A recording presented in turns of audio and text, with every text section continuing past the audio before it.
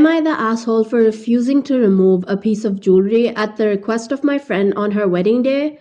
I'm 31 female. My friend, 30 female, we'll call her Mary, got married last week. And I was in a bridal party. For context, we are friends from high school, and all of our other bridesmaids were friends from her college, who I hadn't met until her bachelorette party several months ago. I also wasn't familiar with anyone at this wedding outside of Mary's immediate family. I was supposed to attend the wedding with my own fiance, but he contracted COVID 19 5 days before we were supposed to leave and made the choice to stay home for everyone's safety. I tested negative, and we also don't live together. Also, our fifth anniversary of our first date was 2 months ago, and he got me a beautiful opal necklace with a gold chain specifically to wear to the wedding because it complemented my bridesmaid dress. I asked Mary in our bridal party group if it was alright if we wore our own jewelry to the wedding. She said it was no problem. Day of the wedding comes, all of the bridesmaids and Mary meet early in the morning for pictures outside the chapel. Now, Mary sees my necklace and she loves it and actually asked if she could switch her necklace with mine. Some other bridesmaid chime in and say that it would be something she borrowed. I tried as politely as I could to tell her that this is something that my fiance got me to wear to the wedding, and especially since he can't be here, I'd like to keep it on me. Like, back off, lady, it's mine. Mary and the other bridesmaids were persistent, saying it was her wedding and her pictures and I wasn't being accommodating, but I firmly told them no. Mary then said if I could at least take it off since it looked nicer than her own jewelry. Again, I told her I'd rather not. I like to share the wedding photos of myself in the necklace with my fiancé. She was not happy, neither were the bridesmaids. I received a lot of cold shoulders and dirty looks at the ceremony and reception. I feel like some people are jealous here. I feel awful, and after the first dance, Mary's sister came up to me to tell me just how upset Mary was and how rude it was that I upset her on her big wedding day. Am I the asshole? It's been more than a week and I'm still thinking about it, and Mary hasn't answered any of my texts. Here's what the people had to say. Okay, this is beautiful, but how do you describe the bride's reaction? You'd think it was the Hope Diamond or something giant and flashy. Not the asshole. Here's what someone else said. And why would the bride want to wear a necklace from another woman's fiance on her wedding day? Here's what someone else said. And why did the bride not have a necklace she absolutely loved for her wedding? Maybe her husband should have stepped up. I bought my own wedding necklace and still have it 17 years later. No regrets.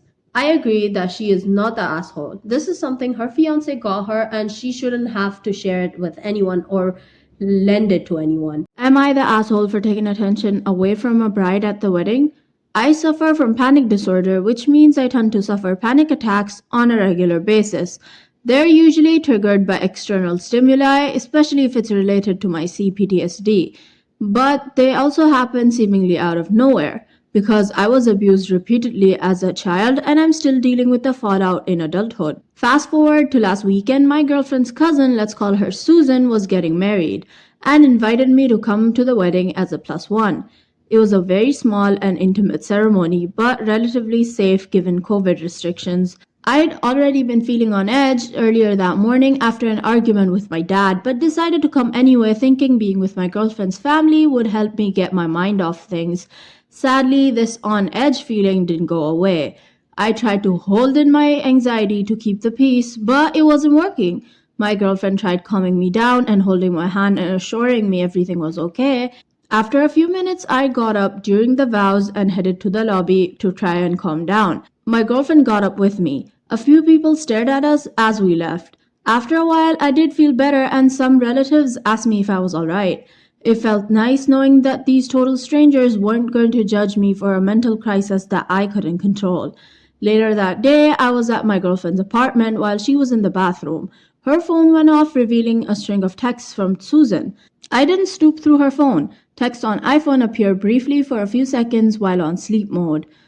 I'll give a brief summary. Susan thanked my girlfriend for coming to her wedding, but added that it was very rude to just get up and leave in the middle of a ceremony. Susan said she worked her butt off to make the wedding happen in spite of COVID. My girlfriend and I took attention away from her that I should have stayed home. I later told my girlfriend about the text and she apologized profusely for Susan's behavior. She said she never remembered her cousin acting like this and maybe she was just caught up in the heat of the wedding. I'm sure that's true, but Susan's not the first person bothered by my panic attacks and she won't be the last. Maybe I should have stayed home. I was already feeling panicky to begin with.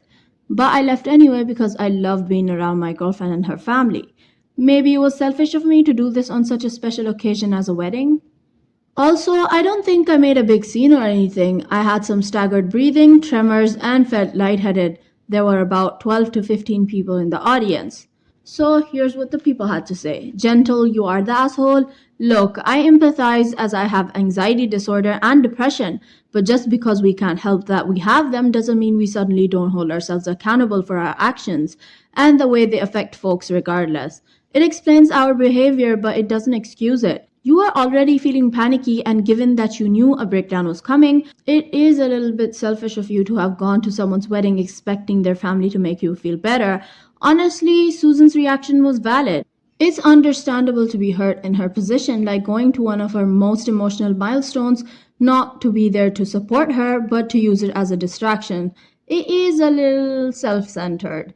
At the end of the day, you do owe her an apology. Here's what someone else said. I agree with this also, especially the point about OP wanting the girlfriend's family to make them feel better, knowing that the girlfriend and family were already obligated to the wedding. It was kind of selfish to go solely for their support. My husband suffers from social anxieties and he usually avoids them like a plague. However, if he does decide to go anyway, then he holds himself together and excuses himself at the appropriate time, which isn't in the middle of a ceremony. Completely agree, especially during the vows. And with fewer than 20 guests, it was probably really noticeable. So, guys, tell me your thoughts on this in the comments below. Was he the asshole or not? Am I the asshole for not accommodating my friend with health problems? I, 24 female, have inherited my parents' house and money a few months ago after they passed away. It's a 3 bedroom and 2.5 bathroom. I moved in almost immediately and then a few months ago invited my friend and her fiance, female 24 and male 26, to stay with me since they were having some financial issues. I gave them the bathroom upstairs and as well as the smaller bedroom. I have a lot of clothes, so I converted the bigger one into an extra closet for me. They moved in last week while I was away for a business trip, and when I came home, they sat me down and asked if they could have the master bedroom, and I moved into the smaller one. The master bedroom is huge. My parents had the house custom built for them, and when they just got married and didn't plan on kids, so the master bedroom takes up the majority of upstairs. The bathroom is huge with a tub, walk-in shower, vanity space, and 2 sinks. However, when I moved in, I paid $50,000 to have the entire bathroom remodeled. I said no because it was my house and I'm paying for the majority of the bills. They pay 1/4. And the fact that I couldn't fit all my stuff in the small room. They argued if I couldn't fit my stuff, then they couldn't fit the stuff of 2 people. They went on to explain how my friend has IBS and other digestive problems as well as autism, and baths help comfort her. Their bathroom does have a bath. It's not as big as mine, but it still works. I still said no and that I'm sorry that she's going through that. She complained that it is tough for her to run out of the room and into the bathroom a couple doors down. They then went on to mention how if I'm planning on getting my basement remodeled, that I could remodel it to help fit their needs. And once again, I said no because I'm converting it into an office space for my boyfriend. He's currently in a master's program since we both will be working from home. They said that they felt like I didn't care about her health problems and was being rude for not helping them when they needed it. I reminded them that this is not a permanent situation, and they stormed off. It's been a week and they still have refused to move their boxes upstairs until I stop being spoiled and give them the master room. Some of my friends are saying I'm the asshole for not just letting them stay in the room until they move out, when they keep acting like this is permanent. Or even just moving my stuff out of the bigger room and letting them stay there, while the others are saying I have a right to say no and should just kick them out if they don't agree to stay in the smaller room. So am I the asshole here? Story time on how my homophobic parents tried to kill my husband.